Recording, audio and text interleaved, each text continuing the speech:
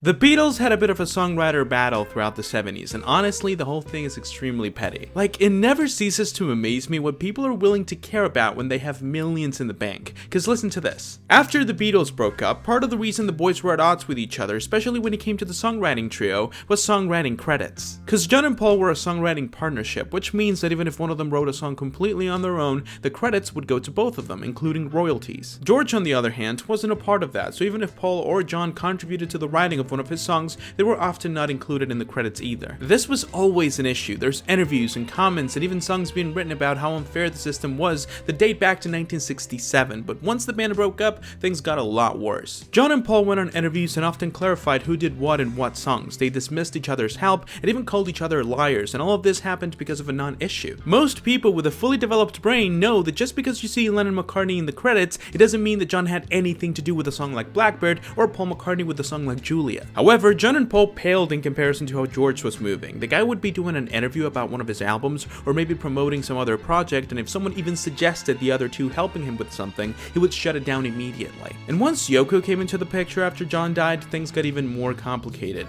with Paul doing weird things like trying to change the name of the credits from Lennon-McCartney to McCartney-Lennon, which I mean, okay. And though it's true that nowadays Paul is actually happy whenever he talks about how much John helped him, and you could say the same thing about George back in the 90s, this battle over credits was one of the most ridiculous episodes in the history of the band, and a great example of how bad their relationship was at one point.